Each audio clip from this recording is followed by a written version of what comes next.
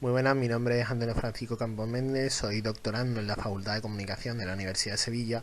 y en esta investigación he tratado de centrarme en un género por sí mismo, pero también un subgénero del terror, como es el slasher, que permite crear un reflejo del cambio que ha sido el público objetivo, como es la juventud, a la hora de percibir estas nuevas propuestas de este cine. Hablando un poco del contexto, habría que mencionar cuándo surgió este subgénero del terror, en los años 70, mediados de los años 70, aunque ya tenía referencias de otro tipo de cine, sobre todo europeo, como por ejemplo el giallo italiano, pero fue con La Matanza de Texas de Toby Hooper en 1974 cuando realmente se da inicio a este género, a este género relacionado con la sangre y con la persecución a jóvenes. Sobre todo algo que deja muy claro su nombre, esa derivación desde stab her, apuñalarla, hasta slasher, un nombre mucho más comercial, pero que también dejaba muy a las claras ese interés por acabar atrapando a esos personajes femeninos. También hay que mencionar que es un género que se explotó con muchísima rapidez. A mediados de los años 80 entró en una cierta crisis, ya que había conseguido expandirse hasta terrenos sobrenaturales, como por ejemplo esa invasión de los sueños por parte de Freddy Krueger en Pesadilla en Elm Street. En los 90 consiguió relanzarse un poco con esa autoconciencia del neo-slasher hasta nuestros tiempos, en los que actualmente no se considera tanto un género con tanta popularidad, pero sus múltiples fusiones y derivaciones han creado una nueva perspectiva que rompe mucho con los principios de sus inicios. Hablando un poco de esa ideología original del slasher, podríamos mencionar la misoginia que posee este subgénero, muy relacionada con el apuñalamiento del cuerpo femenino, primero esa muestra del desnudo, pero también esa búsqueda por parte del asesino para poder asesinar a esos personajes femeninos. Bien es cierto también que posteriormente recurre como una suerte de redención al personaje femenino como Final Girl, una chica virginal cuyo proceso de huida del asesino viene a significar en una forma de subtexto como la huida de ese temor y ese pudor que pudiera tener en un primer momento esa chica, que se presenta como alguien que desconoce el mundo en el que se mueve. Y es que en realidad el slasher ha servido desde sus inicios como un movimiento ideológico. El público objetivo de estas películas, a partir del morbo, era la juventud, una juventud que era perseguida por cometer actos inmorales y que venía a dejar una moralina concerniente a la necesidad de obedecer a aquellos superiores, a aquellas figuras superiores, para poder proseguir en un camino en el que no hubiera persecuciones que realizar.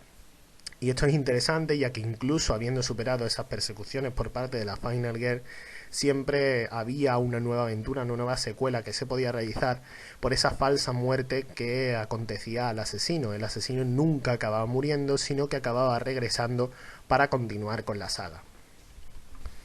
Para realizar un esbozo de estos principios podríamos recurrir a uno de los pináculos de estos inicios del género, como es Viernes 13 de 1980, en el que podemos ver a la Final Girl en su presentación desde el primer momento, muy diferenciada al resto de personajes. El resto de personajes ya han recurrido a su sexualidad, están mucho más cosificados, mientras que ella aún no conoce el mundo en el que realmente se va. Efectivamente, vemos al grupo de jóvenes reunidos a altas horas de la noche, lejos de sus casas, lejos de sus padres, lejos de esas figuras que realmente deberían protegerlas. Y de este modo aparece el asesino, un asesino que, como vemos en esta imagen, ya ha resucitado. No puede morir, siempre acabará regresando para una posible secuela o posibles secuelas que puedan continuar esa saga y, por tanto, ese ejemplo moralizante sobre la juventud. Sin embargo, como hemos dicho, a mediados de los 80 este subgénero entró en crisis y por tanto tuvo que recurrir a una reinvención realizada a partir de directores que habían iniciado este género, como por ejemplo Wes Craven con su saga Scream, que anteriormente había realizado Pesadilla en Elm Street. Consiguió con esta nueva saga ser conscientes de los elementos que construían el slasher desde un primer momento y mezclarlos en todo su argumento. Tanto es así que incluso llegaba a ridiculizarlos, había un cierto humor y sobre todo una autoparodia, una recurrencia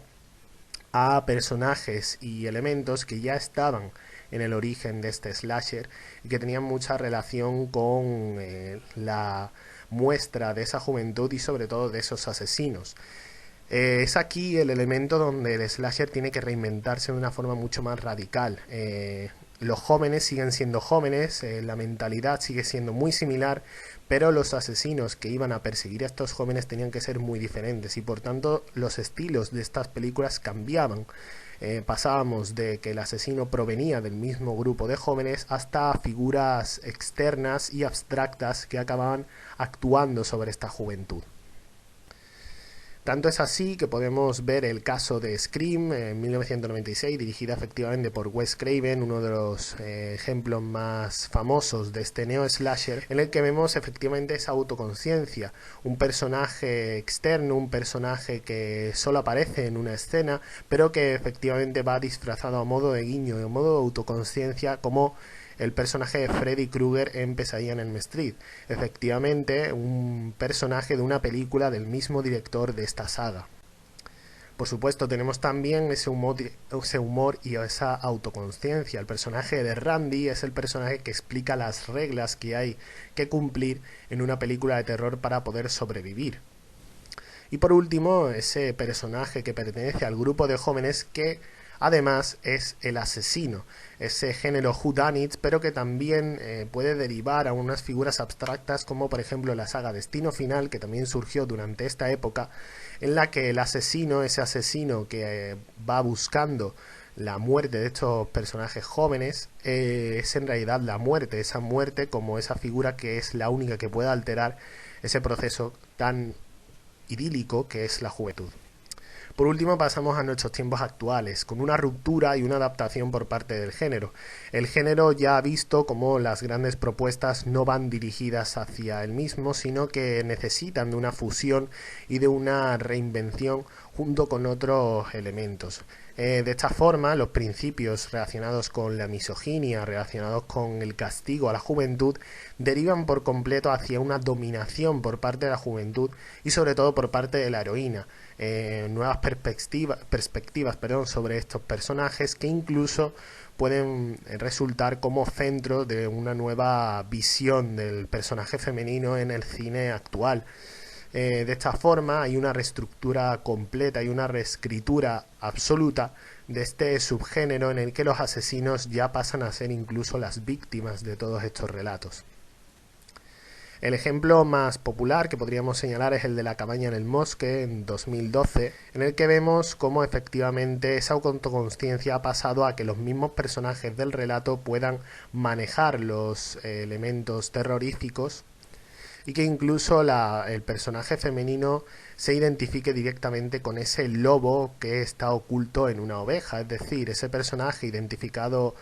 de forma clásica con el personaje virginal ahora consigue atacar a aquellos que van en su busca. Y por último, por supuesto, el asesino es totalmente cambiante, rompe y al final se convierte en una amalgama de elementos discursivos y recurrentes en todo este tipo de películas y que al final acaban montando una especie de conglomerado de asesinos que buscan no solo al grupo sino a aquellos que han creado las reglas de todo este juego. Como conclusión, con respecto al slasher, lo cierto es que es un género que en su origen ha quedado bastante desfasado. Sigue siendo un interés, pero más bien a nivel histórico y a nivel de entretenimiento muy alejado. Los principios que subyacen en todo este conglomerado que es el slasher ya no permiten realizar una fotografía del público objetivo que va a visualizar todas estas películas. De hecho, el público se identifica mucho más con obras como por ejemplo Noche de bodas o la reinvención de un clásico del slasher como es Noche de Halloween, en el que los personajes afectados acaban tomando el poder y acaban resurgiendo hacia el asesino, personajes clásicos de las primeras sagas y que van instaurando nuevos principios en lo que respecta a esa misoginia inicial y que ahora ha dado lugar a principios muy relacionados con el feminismo. Aquí tenemos la bibliografía completa. Muchas gracias por su atención. Nos vemos en la próxima.